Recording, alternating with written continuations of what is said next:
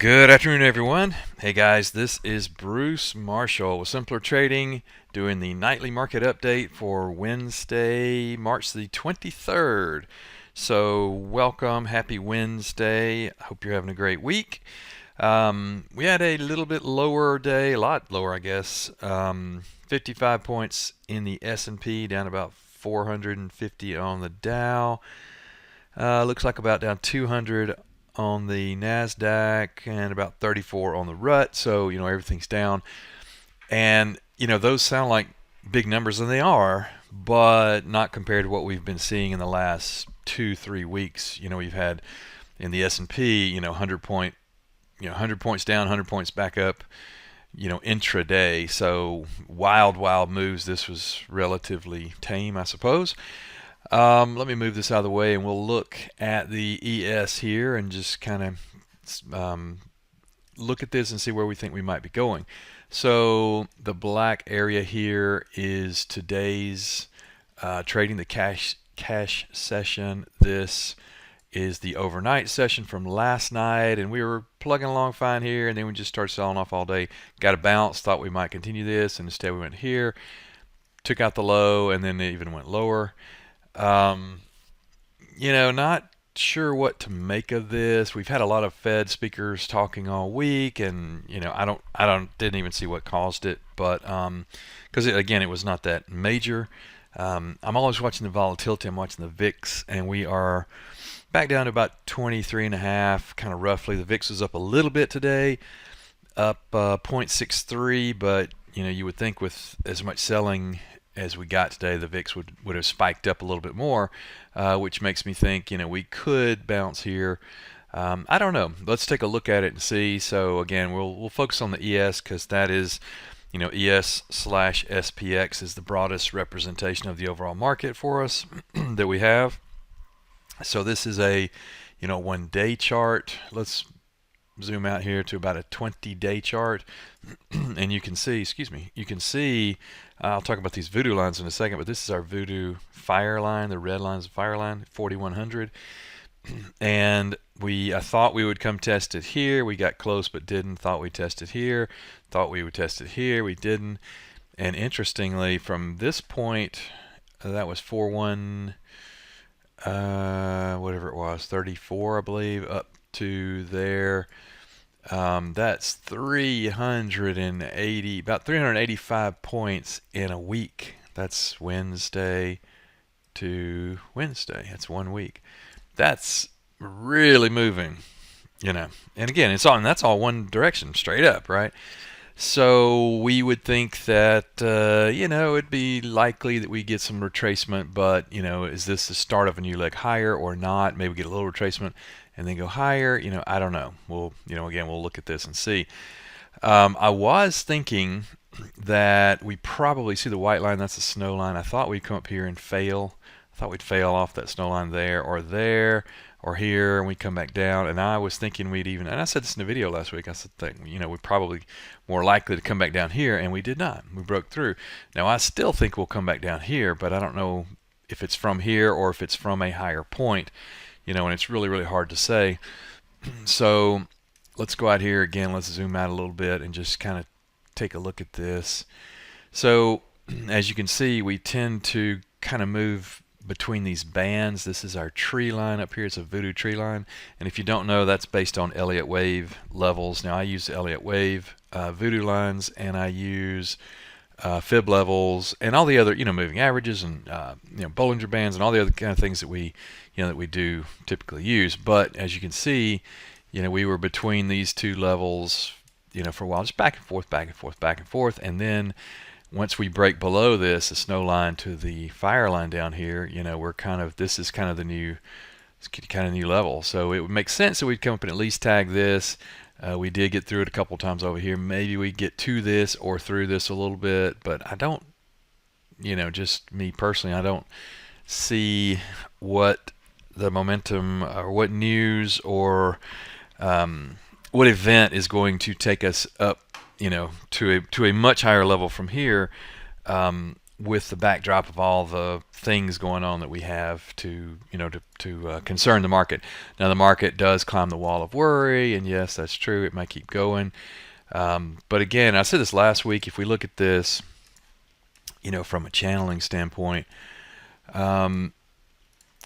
we made quite a few lower lows, lower highs, lower lows, lower highs, lower lows, lower highs as we're coming down, and now at that snow line right here, we should have failed if we were going to, at least immediately. But we didn't. We broke through. And, this, again, is our next big barrier, I think. But this still hasn't changed the trajectory of the market, I don't believe. I mean, we could, if we come down and continue to make higher highs and higher lows, and we start trending back up here, then the move has turned, and it's turned and confirmed, and we're off to the races, and everything's great, and we hit a new all-time high, and everybody's happy. And again, I don't think that's the most likely scenario, but fortunately for us, on the trading side, if you're buying hold, you want that to go back up and go to new all-time highs and keep going and all that stuff. We've got interest rate hikes. We've got soaring inflation, war over in Ukraine, all kind of things.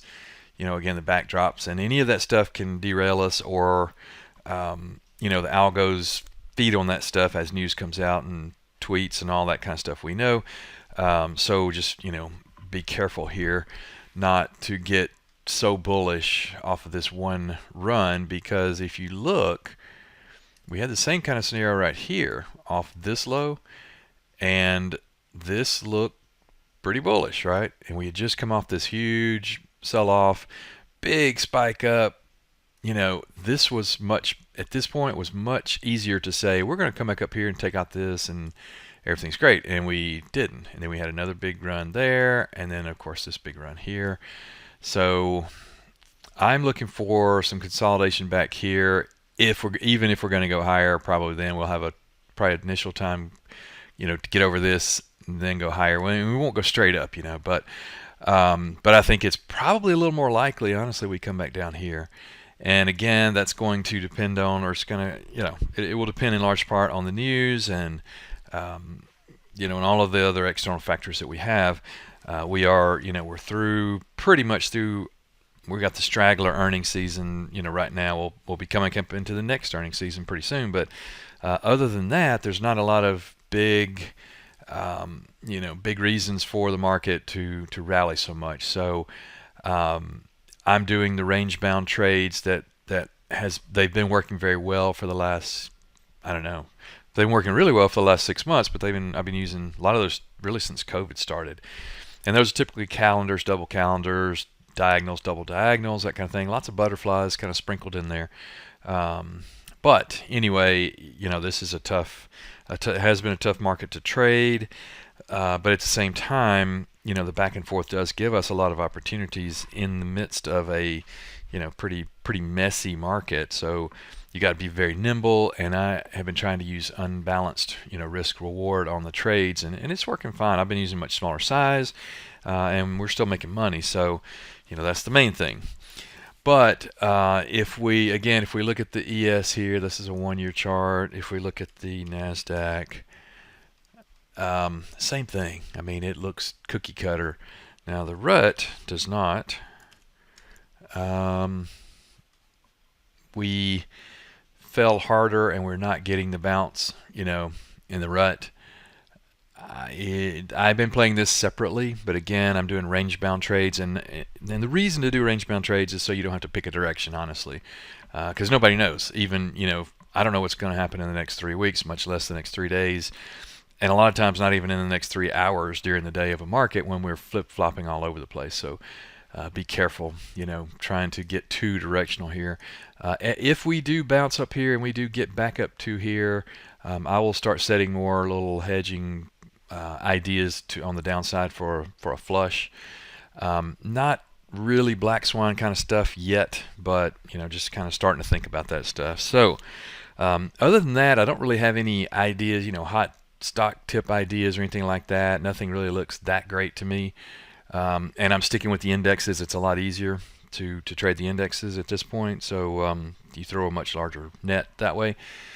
So with that, I will just wind up by saying, stay nimble, really watch your size, use small size, use tight stops, and always manage your risk. And you can navigate through this market and still make money. And that's the name of the game. So thanks for your time. I really appreciate it, and I will see you at the next update. Take care. Without simpler trading, I could not have financial independence. This is one of the best investments I ever made in my life. It's helping me find consistency. It's one of the things that won me